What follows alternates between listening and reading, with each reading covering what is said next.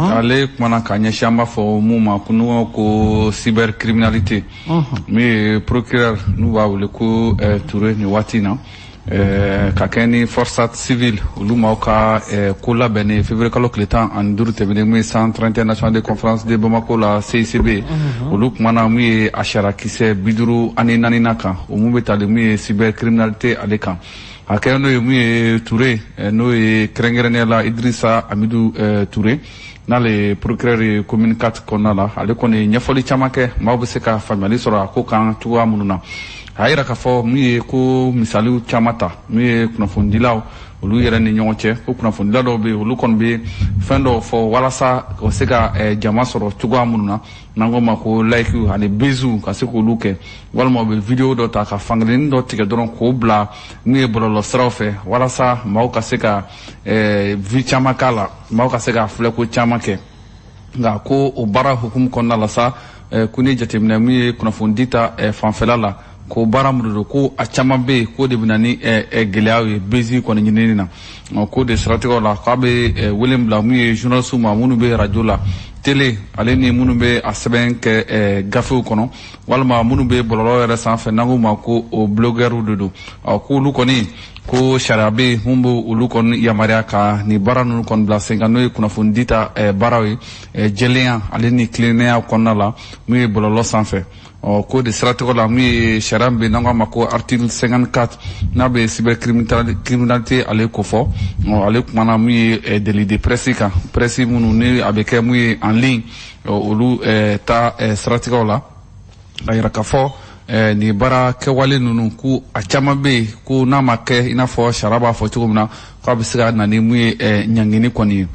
ko de siratigɛw kɔni fɛ la mun ye maa minnu bɛ baara kɛ mun ye kunnafonidi ta fanfɛla la kɛrɛnkɛrɛnnenya la minnu bɛ jaw ta k'olu bila bɔlɔlɔ ni fɛnw sanfɛla la k'olu kan ka u janto kosɛbɛ u bɛ baara minnu kɛ cogoya minnu na baara kan ka kɛ mun ye sariya hukumu o de kɔnɔna la ko sinon ko ni jateminɛ yɛrɛ kɛ sa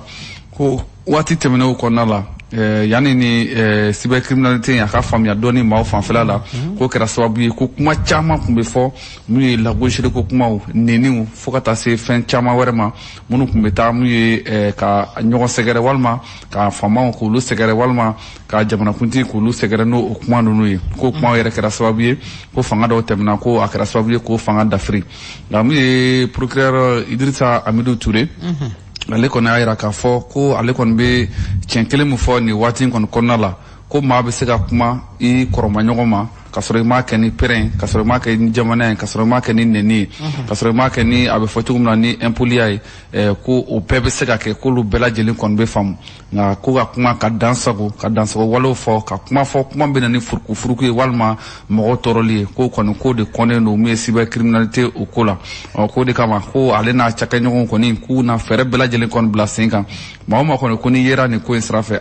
ko sariya b'a fɔ cogo min na n'i kan ka ɲangi ko ɲangini na ta ka i sɛgɛrɛ ko nka foli belebele bɛ di min ye forçat civile fana ma olu ka wulikajɔ in ka se ka nin sabati ka nin jɛrɛ in bila sen kan min ye Idrissa Amidou Touré n'ale ye procureur ale yɛrɛ ka se ka bɔ ka ɲɛfɔli kɛ cogoya minnu na min ye loi sur la cybercriminalité ale ka se ka faamuya cogo min na an ka jamana kɔnɔna la denw ba wala ka ɲɛ ka d'an ma yarabi amma an bɛ Mali tribune bila an bɛ taa ni indépendant ale ko cogo di Solomana indépendant kumana k'a fɔ ni kibaruya kɔni man di kosɛbɛ nin kɛra mun ye sirabakan kasara min ye sirabakan kasara min kɛra sababu ye ka maa 15 k'olu bɔnɛ o ni na maa 46 olu kɔni joginna kosɛbɛ ni accident yɛrɛ kɛra kunungo tɛnɛdon février kalo tile 19 nɛgɛ kaɲa 7 o waati min ye kari min n'a bɛ compagnie Jara transport la ale bɔtɔ min ye Mopti ko kunda min ye Bamakɔ yan k'ale ni camion 10 tonnes olu de kɔni ye ɲɔgɔn sɔrɔ sɛbɛnkɛla ka fɔ la min ye camion 10 tonnes kɔni de yɛrɛ kun y'a ka sira bila pewu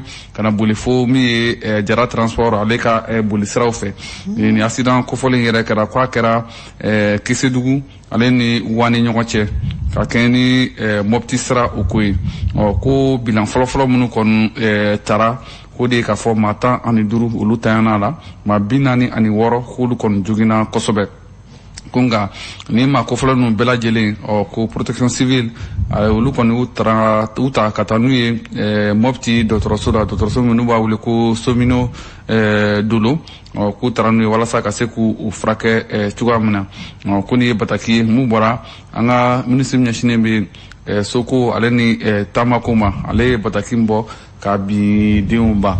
hali bi an bɛ to min ye indépendant kɔnɔna la a yira k'a fɔ min ye Nara ale ye mara la a yiralen don k'a fɔ min ye jatigɛwalekɛbaw k'olu kɔni bɛ munumunu na kosɛbɛ Muruja ale mara la k'a bɛ waati damadama kɔni bɔ ko maa minnu de don ni maramafɛnw b'u bolo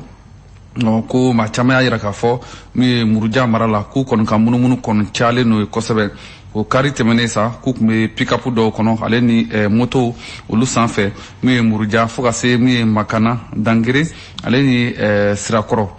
ni bamaci walekɛbaa ninnu ko kɔni u yera min ye duguma dɔw fɛ minnu kɔni ye ciw kɔni lase ka taa fɔ min ye Bamajulu ale ni Tola ko waati kelen fana na k'u ka wulikajɔ kɔni bɛ ka nin dugu kofɔlen ninnu n'o ye Madina Kagoro Ntomodo Ɲamina Wɛrɛba Longel Dalidugu ale ni Dugabu fo ka taa se dugu tɔ olu ma ko nka min ye an ka finitigilakaw k'olu kan ka wulikajɔ kɔni sabati kosɛbɛ nin waati in kɔnɔ walasa ka se ka lakana kɔni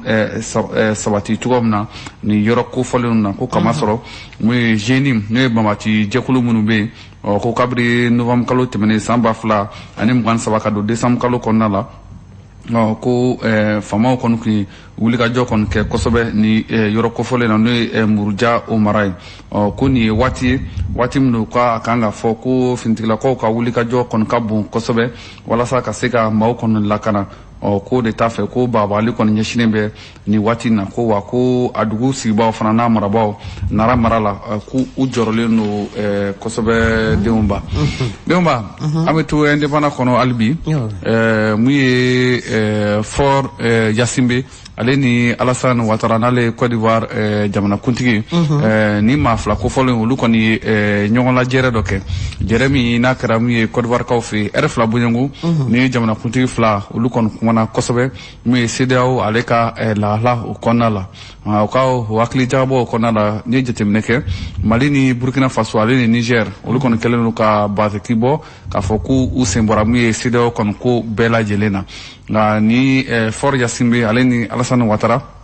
olu kɔni y'a yira k'a fɔ ko hali bi ko sira bɛ yen dayɛlɛlen don kumaɲɔgɔnya bɛ yen walasa ni jamana saba kofɔlen u ka to min ye CEDEAO kɔnɔna la ko kamasɔrɔ k'u jɔyɔrɔ ka bon a ko la kosɛbɛ ko fila bɔɲɔgɔnko ni jamanakuntigi fila kɔni ye ɲɔgɔn ye ka se k'o kuma kɔni sigi sen kan denw ba. Ala ka sababu ɲuman k'an ye. Amina. K'an tulo don kibaru dumanw na an nafa bɛ min na Ala k'o nɔgɔya an ye. Amina yarabi. A bɛ taa ni jumɛn ye sa i sɔrɔ a. Ale ko cogo di. Faso ka fasiri. Ale kumana ko tare waati n'a nataw kɔnɔna la ko sugoroko ko tɛna kɛ jɔrɔna ko ye bilen an ka jamana kɔnɔna la ko hakilina kura mun talen don nin waati na mun ye an ka cɛmancɛ fanga marabaw fɛ nin waati kɔnɔna la walasa sugoroko gɛlɛya min bɛ yen u ka se ka ban pewu min ye an ka jamana kɔnɔna la a banni yɛrɛ fana tɛ dɛ ko Mali bɛ se ka kɛ jamana fana ye mun bɛ sugoro fana donni ka bɔ yan ka taa n'a ye jamana wɛrɛ la ka se ka taa a feere yen nɔ fana ko nka o ko na sigi sen kan o de siratigɛw la sa wulikajɔ kɔni sabatira an ka cɛmancɛ fanga marabaw fɛ k'a yira k'a fɔ ko bi diɲɛ kɔnɔ bi ni maa bɛ sugoroko kuma fɔ k'i bɛ ɲɛsin mun ye Brésil de ma ale de ye diɲɛ kurukara kɔnɔna la bi jamana fɔlɔ ye mun bɛ sugoro la baara ka ɲɛ numéro 1 de k'o de siratigɛw la an ka ɲɛmɔgɔ kɔni wulila ka se u ma olu ka se ka ɲɔgɔn lajɛrɛ kɛ cogoya min na cogoya minnu na Mali fana bɛ se ka kɛ mun ye farafinna misaliba ye sugoroko la wa Maliyɛnw yɛrɛ fana bɛ se ka nafaba sɔrɔ cogo min na mun ye sugoroko o ta fanfɛla la ka tila ka donni ka bɔ n'a ye ka taa feere mun ye jamana wɛrɛ kan o la kununko minisiri min ɲɛsinnen bɛ an ka sɔrɔko ni sɔrɔko ma ale ni julako ma n'o ye Musa Alassane Diallo ale ni expert ni sugoro lakodɔnna ŋana ninnu ale olu kɔni bisimila ka bɔ min ye Brésil ka olu fɛ yen nɔ Brésil min y'a fɔ cogo min na n ko ale de ye sugoro la glamba folo e muye jamana konna la ko ka keni ni hakilina nunu yesa nyoyo kon bolani kan chuka mununa ministry ayurula ka fo ko gela kon be anga jamana kan sukuru ko ta fanfala la kuna hakilina falon ke wati na tola sukuru ko yere krengere na no e timni kala yere abise ka turutugo mi ka falin kanya chuga mununa no sukuru bebe dilan timi kala inde betere so produit chama balaw chama be douala kaseka abaro ke chuga mununa ma be bazi timi kala ono bala ko ni akilna tara anga chama che fanga mo fe kaseko barasi ko ngane mi tukuru ton ba keme saba fokata se ba keme duruma kube foko o baro de bla ko bla mi malika sugu sanfɛ ne mu yero fana sanfɛ fana ko na se ka kɛ ka bɔ ka taa na mi jamana wɛrɛ kɔnɔ cogoya min na denw ba walasa maaw na lafiya cogo min sukoroko la tare ala ka sijo ko do ma kɔnɔ ko duman ba ye ayiwa esɔrɔ an bɛ bɔ ale kɔnɔ an bɛ taa républicain kɔnɔ ale ko cogo di républicain ale kumana min ye jɛkulu min sigilen bɛ n'an ko a ma ko synergie d'action pour le Mali olu kɔni hakilina dɔ ta ka a proposer ni waati na k'a bila sen kan walasa u ka ɲɔgɔn lajɛrɛ minnu kɛra les déclarations kɔni kɛra mun ye u y'a bɔ ka bin walasa bɛɛ lajɛlen bɛ se k'i ka tɔmɔta sɔrɔ a kɔnɔna la février kalo tile 17 tɛmɛnen san 2024 synergie d'action pour le Mali ni u ka jɛkulu kɔnɔna an b'a fɔ min ye semasi b'a la jigiya kura b'a la Kawral Renouveau International mi regroupement NVPM o b'a kɔnɔ association Jama Espoir ale ni mouvement wuliki jɔ Mali ye fo ka taa se ni jɛkulu nu bɛɛ lajɛlen ma Mali fantan ani 4 kɔnɔna la olu ka ɲɔgɔn ye kɔni bilala sen kan ɲɔgɔn ye kun tɛ dɔwɛrɛ a kɛ ni siège ka hakilinaw ye olu kana yira k'a fɔ ko Mali bɛ gɛlɛyaba o kɔnɔna la ko o gɛlɛya fana kɔnɔna la ko n'i ye jateminɛ kɛ sa ko gɛlɛya in dɔ ye kumakan minnu taara min ye autorité minnu bɛ yen n'o ye donatɛmɛ fanga maaw ye k'u ye kumakan minnu di jamanadenw ma k'u taara k'a bɔ o sira fɛ o sɔrɔ ka fara kan tuguni ko utu kalo tile 20 tɛmɛnen san 2020 o kɔnɔna la ko lakana baliya ko tun bɛ an ka jamana kɔnɔ yuruku ko kuma fana bɛ yen ale ni ka fɛn di maa bɛ baara kɛ ka sɔrɔ maa min ma ni fɛn minnu man kan k'o bɛ yen ale ni mun ye marako juguya ko o bɛɛ lajɛlen bɛ yen ko fo ka taa se bi ko maaw yɛrɛ kɔni ko kuma yɛrɛ ko tigɛlen don min ye maa dɔw la ko kuma sugu dɔw bɛ yɛrɛ ko o yɛrɛ tɛ se ka fɔ bilen min ye i ka jamana yɛrɛ kɔnɔna la k'o de kama ko bi k'olu kɔni wulila ka jɔ k'u fara ɲɔgɔn kan k'a fɔ ko waati tɛmɛnenw kɔnɔna la ko fɛn fɛn kun b'a la ka kɛ jamanakuntigi kɔrɔ Elhaji Ibrahim Boubacar Keita ale ka waati la ko kelen de fana bɛ senna nin waati in na ko san 3 min ye finitigilakaw n'olu bɛ fanga la nin waati in kɔnɔna la ko hali bi ko maliyɛnw kɔni ɲɛ jɔyɔrɔ kɔni bɛ sira fɛla la o kama sɔrɔ ko fɛn t'a la ka ɲɛnabɔ ko wa ko autoritéw fana ko nin waati in na ko fɛɛrɛ ɲuman ko kɔni t'u bolo walasa ka se ka Mali bɔ ni gɛlɛya in kɔnɔna la ko de kama k'olu kɔni bɛ wele bila bɛɛ lajɛlen ma ko bɛɛ ka wulikajɔ kɔni sabati cogoya min na ni ko ninnu bɛ se ka dan sira la cogo min na Mali fana bɛ se ka lafiya sɔrɔ cogoya min na denw ba. Ala ka ɲa ka d'a ma an bɛ républicain bila Masa Soloma an bɛ taa ni Tamani ale kɔngɔnna yɔrɔ jumɛn bi. Tamani kɔngɔnna ka don min ye office du Niger ale kɔnɔna la a yirala k'a fɔ ko ɲɛma dɔ taara ko wa ko ɲɛma kura fana segira ka na tuguni san 4 o kɔfɛ mun ye Abdelkader Konate ni bɛɛ lajɛlen ko a ma ko Anpe ko an b'a fɔ nin waati na ko ale kɔni office du Niger o ɲɛma kɔrɔ ye nin waati kɔnɔna la min ye président par intérim n'a ye Alliance pour la démocratie au Mali n'o ye parti africain pour la solidarité ko ale kun kɔrɔtalen kɔni bɛna office du Niger o ɲɛmaya bila ko a kɛ ni conseil des ministres minnu kɛra mercredi n'o kɛra février kalo tile 14 min ye gouvernement de transition n'o ye furancɛla fanga maaw ye sa olu kɔni an pe k'u y'ale bɔ a jɔyɔrɔ la ka na ni n'o ye k'a bɔ a ka président directeur général la office du Niger kunna n'o ye Abdelkader Konate ni bɛɛ lajɛlen ko a ma ko an pe ale kɔni bɔlen kɔfɛ ko PDG kura o sigira ko ti maa wɛrɛ o ye Badara Alu Traoré sɛbɛnnikɛla bɛ ɲininkali kɛ ko yala ko an pe baara kɛ ka se ni waati ma hakɛ mun ma ko yala ko ni cɛ kofɔlen ko a na se k'o kɛ wa ɲininkali tɔ mun filɛ nka mi président directeur général no Badara Alou Traoré ko alere fana ma kalanen bay ingénieur do mi génie civil konna la kala de bena ampe noro kon bla office ale kuna ko bi ale kara mi Badara ko mi farafina anga marabolo fanfela la bi ka fo mi Sénégal ta fanfɛ office la ko o joroba be jamana bolo no Mali ko dile flende ni ma doyen koro no aka formation baraw sigi senkan no PDG office du Niger konna la bi président donc no adema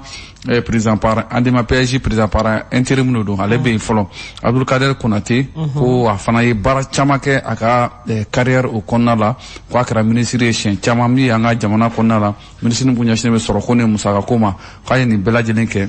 ko wa yoro ni ampete bana kwaye aba jorofa kaba abluno fana kaba abluno fana bla o yoro fana na abi ko yoro la be nobo ko akli jigila ka fo mi office du Niger ko bi ko adagoshi ko abita jofo mi hectare million fla ko de baby mu be se ka sene ko abe ma ba bishegin fana abe baradi ulu fana ma ni wati nun kon o konna la kata kena ka fomu